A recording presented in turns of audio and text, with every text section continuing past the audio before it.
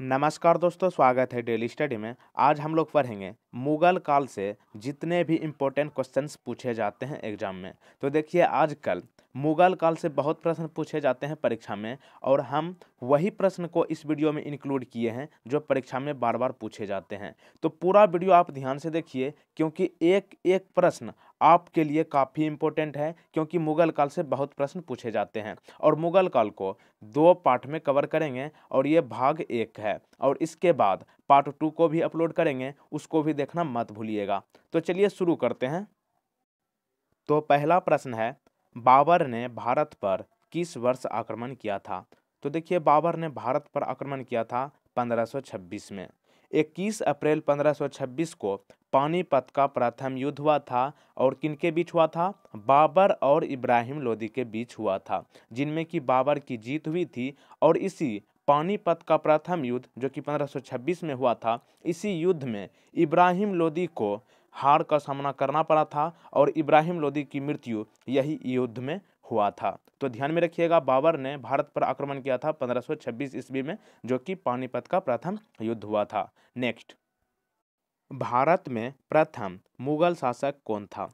और दोस्तों, आपको बता दें, अगर आपको किसी भी प्रश्न का उत्तर मालूम हो तो आप कमेंट करके तुरंत बता सकते हैं। तो देखिए, भारत में प्रथम मुगल शासक था बाबर, यानी कि option number A. Babur Bharat में मुगल साम्राज्य का संस्थापक और प्रथम शासक था, और बाबर का पूरा नाम जहुरुद्दीन मुहम्मद बाबर था, और इन्होंने 1526 ईस्वी में भारत में जिस राजवंश की स्थापना की वह तुर्की नस्ल का चगताई वंश था, लेकिन इन्हें आम तौर पर मुगल पुकारा गया। तो ये भी आप ध्यान में रखिएगा।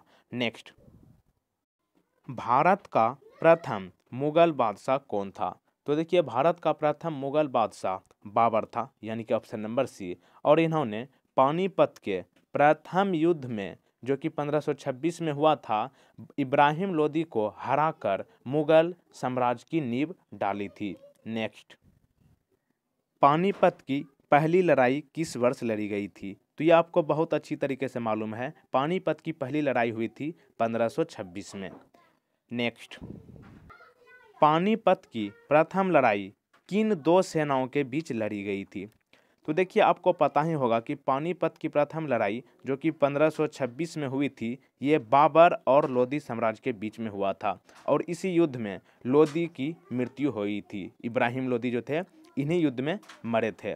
नेक्स्ट, बाबर ने तुजुक ए बाबरी नामक अपने संस्मरण किस भाषा में लिखे थे? तो देखिए, तुजुक ए बाबरी नामक एक पुस्तक लिखी गई थी बाबर के द्वारा, और ये तुर्की भाषा में लिखी गई थी, यानी कि option number C. Next, Delhi में मुगल साम्राज्य की नींव निम्नलिखित में से किस लड़ाई के परिणाम स्वरूप पड़ी थी?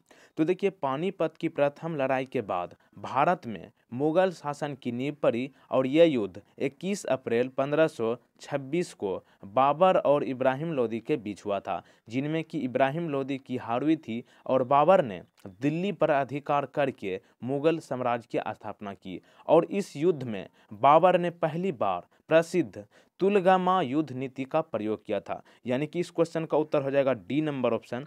पानीपत की पहली लड़ाई के परिणाम के बाद दिल्ली में मुगल साम्राज्य ने नींव डाली थी, ऑप्शन डी। नेक्स्ट, भारत में सबसे पहले तोप खाने का प्रयोग किसने किया था?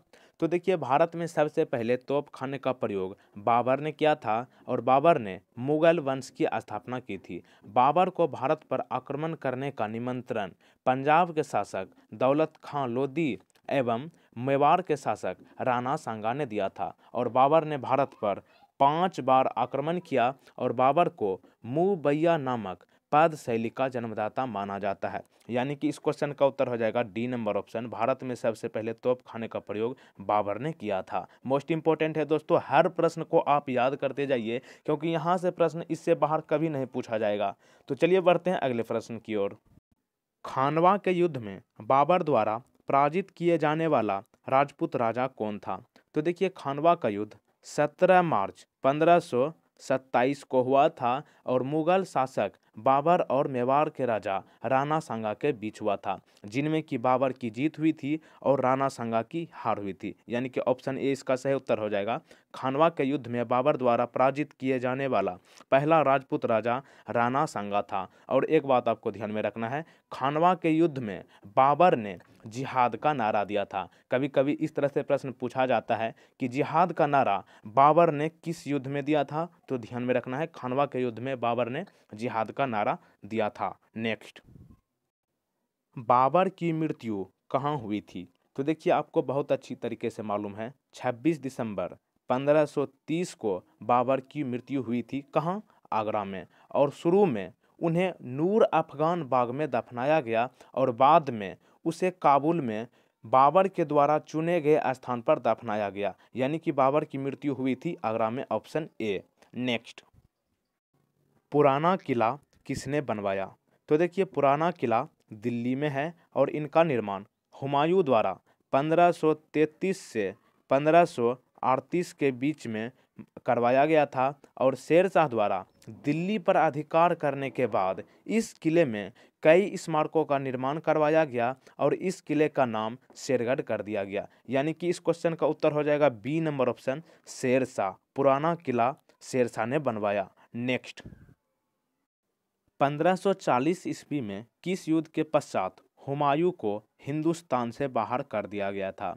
तो देखिए 1540 ईस्वी में कन्नौज का युद्ध हुआ था और इस युद्ध के बाद हुमायूं को भारत से बाहर निकाला गया था। यानी कि इस क्वेश्चन का उत्तर हो जाएगा सी नंबर ऑप्शन, कन्नौज। और एक बात आपको ध्यान में रखना है, कन्नौज के युद्ध को बिलग्राम युद्ध के नाम से भी जाना जाता है। ये भी आप ध्यान में रखिएगा, कन्नौज के युद्ध को बिलग्राम युद्ध के नाम से भी जाना जाता है। ये भी आपको ध्यान रखने हैं। और कन्नौज ये उत्तर प्रदेश में स्थित है। नेक्स्ट, हुमायूं को किस लड़ाई में पराजय के बाद भारत से भागना पड़ा था? तो देखिए आपको पता ही होगा, मैंने पहले ही आपको बताया कि 1540 में कन्नौज का युद्ध हुआ था और इसी युद्ध में हुमायूं को लड़ाई से हार होने के बाद भारत से भागना पड़ा था, ऑप्शन बी। नेक्स्ट, कन्नौज का युद्ध किस वर्ष में लड़ा गया था? तो देखिए इस प्रश्न के बारे में ज़्यादा डिस्कस करने की ज़रूरत नहीं है। मैंने आपको कई बार बताया कि कन्नौज का युद्ध 1540 ईस्वी में हुआ था, ऑप्शन ए। नेक्स्ट, दिल्ली में हुमायूं का मकबरा किसने बनवाया था? तो देखिए दिल्ली में हुमायूं का मकबरा हाजी बेगम ने बनवाया था, ऑप्शन सी। और ये हाजी बेगम कौन है? हाजी बेगम हुमायूं की प्यारी पत्नी जी है और इन्होंने दिल्ली में हुमायूं का मकबरा बनवाया था। और एक बात आपको ध्यान में रखना है, दिल्ली में स्थित हुमायूं का मकबरा जो है इनका वास्तुकार था मीरन मिर्जा ग्यास। ये भी आपको ध्यान में रखना है, इनका वास्तुकार कौन था? मीरन मिर्जा ग्यास।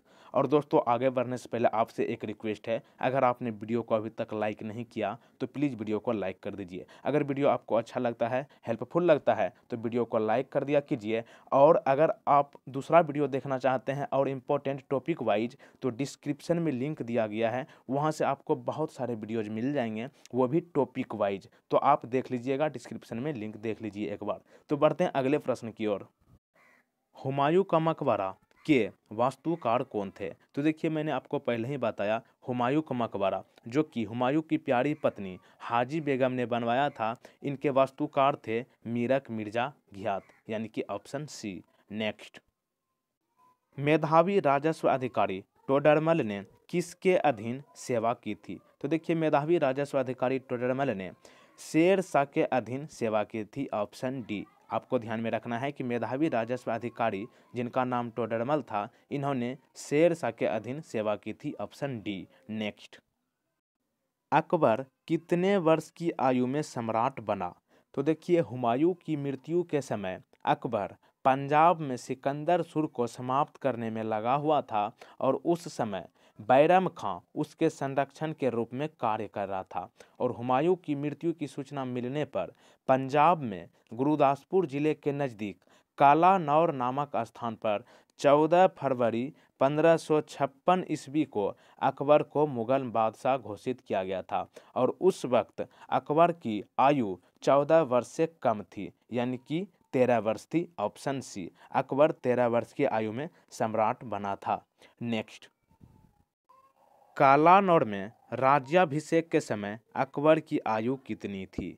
तो देखिए कालानौर में मात्र 13 वर्ष 4 महीने की उम्र में अकबर के सिर पर मुगलिया वंश का ताज रखा गया था। यानी कि कालानौर में राज्याभिषेक के समय अकबर की आयु 13 वर्ष थी। Option A. नेक्स्ट, पानीपत की द्वितीय लड़ाई किन दो सेनाओं के बीच लड़ी गई थी? तो देखिए पानीपत का द्वितीय युद्ध 5 नवंबर 1556 ईस्वी को अकबर, जिन्हें बैरम खान कहा जाता है, और हेमू के बीच लड़ा गया था, जिनमें कि अकबर की जीत हुई थी और हेमू की हार हुई थी। और इसी युद्ध में हेमू को पकड़ा गया था और अकबर ने हेमू का सिर काट करके इसी युद्ध में हेमू को मौत के घाट उतार दिए थे। यानी कि पानीपत का द्वितीय लड़ाई अकबर और हेमू के बीच हुआ था। Option C. नेक्स्ट, महाभारत का फारसी में अनुवाद किसने किया था? तो देखिए महाभारत का फारसी में अनुवाद बदायूनी ने किया था और बदायूनी ने ये अकबर के आदेश के बाद महाभारत का अनुवाद फारसी में किया था। ऑप्शन ए सही उत्तर होगा बदायूनी। नेक्स्ट, रामायण का अनुवाद फारसी में किसने किया था? तो इसको भी आपको ध्यान रखना है, बदायूनी ने। बदायूनी ने रामायण का अनुवाद फारसी में किया था। कब किया था? 1589 ईस्वी में।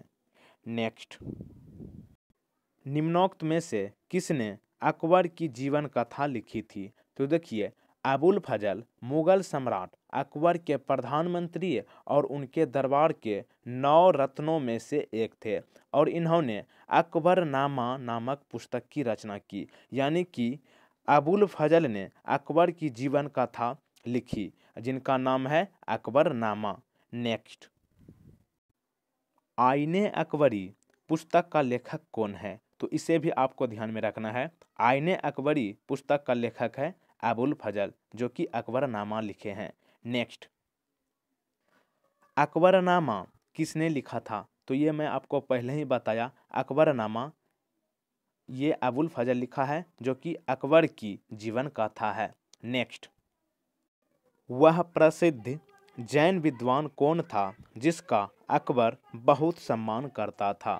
तो देखिए हरि विजय सूरी नामक प्रसिद्ध जैन विद्वान का अकबर बहुत सम्मान करता था और हरि विजय सूरी को अकबर द्वारा जगत गुरु की उपाधि दी गई थी। आपको यह भी ध्यान में रखना है, हरि विजय को अकबर द्वारा जगत गुरु की उपाधि दी गई थी और इनका बहुत सम्मान करते थे अकबर। नेक्स्ट, दीन ए इलाही बनाने का मूल उद्देश्य क्या था? तो देखिए दीन ए इलाही बनाने का मुख्य कारण था विश्व बंधुत्व, यानी कि option A. Next, Haldi Ghati की लड़ाई किनके बीच लड़ी गई थी? तो देखिए हल्दी घाटी की लड़ाई 1576 ईस्वी में मेवाड़ के शासक राणा प्रताप और अकबर की सेनाओं के बीच लड़ी गई थी और इस युद्ध में मुगल सेना का नेतृत्व मान सिंह और आसफ खान ने किया था और इस युद्ध में मुगल सेना की जीत हुई थी। यानी कि हल्दी घाटी की लड़ाई अकबर और राणा प्रताप सिंह के बीच हुआ था। Option C. इसमें जीत किसकी हुई थी? अकबर की। कब हुई थी ये युद्ध? 1576 ईस्वी में।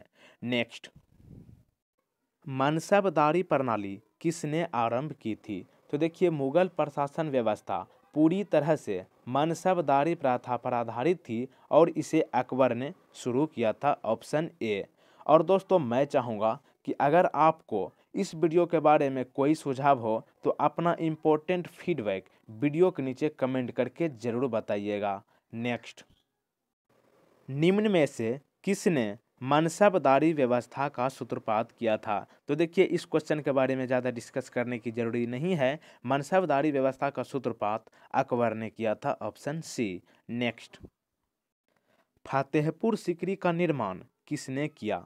तो देखिए फतेहपुर सीकरी उत्तर प्रदेश के आगरा क्षेत्र में स्थित है और इसका निर्माण मुगल शासक अकबर ने करवाया था। Option A. और एक बात आपको ध्यान में रखना है, फतेहपुर सीकरी हिंदू और मुस्लिम वास्तुशिल्प के मिश्रण का सबसे अच्छा उदाहरण है।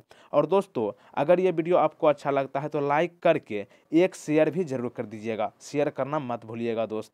नेक्स्ट, निम्नलिखित में से किसने फतेहपुर सीकरी के पंचमहल का निर्माण करवाया था?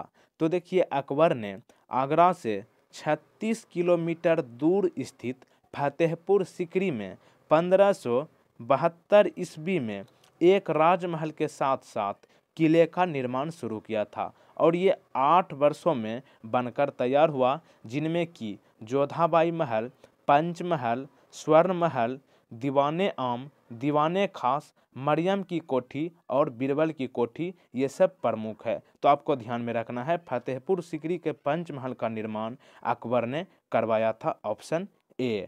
नेक्स्ट, निम्नलिखित में से कौन सा एक फतेहपुर सीकरी में स्थित नहीं है? तो देखिए पंचमहल, सलीम चिश्ती का मकबरा, मरियम पैलेस ये सब फतेहपुर सीकरी में स्थित है, लेकिन मोती मस्जिद जो है आपका, ये है आपका दिल्ली और आगरा के किले में स्थित है मोती मस्जिद, यानी कि इसका उत्तर हो जाएगा मोती मस्जिद फतेहपुर सीकरी में स्थित नहीं है। नेक्स्ट, बुलंद दरवाज़ा कहाँ स्थित है? तो देखिए बुलंद दरवाज़ा एक दर्शनीय स्मारक है जो उत्तर प्रदेश के आगरा शहर के फतेहपुर सीकरी नामक स्थान पर है और इनका निर्माण अकबर द्वारा किया गया था। और एक बात ध्यान में रखना है, बुलंद दरवाज़ा ये विश्व का सबसे बड़ा प्रवेश द्वार है। तो दोस्तों इस वीडियो में इतना ही, और पार्ट 2 देखना मत भूलिएगा। पार्ट 2 में भी बहुत इंपॉर्टेंट क्वेश्चंस होंगे जो आपको प्ले लिस्ट में मिल जाएंगे। तो वीडियो आपको अच्छा लगा तो लाइक कर दीजिए, और चैनल पर नए हो तो चैनल को सब्सक्राइब करने के बाद बेल आइकन को प्रेस जरूर कर दीजिएगा ताकि नए वीडियो का नोटिफिकेशन आपको मिल जाए। और वीडियो के डिस्क्रिप्शन में बहुत सारे वीडियो का लिंक दिया गया है, उसको भी आप एक बार देख लीजिए। तो मिलते हैं अगले वीडियो में, और अपना इंपॉर्टेंट फीडबैक भी देना मत भूलिएगा। Thank you.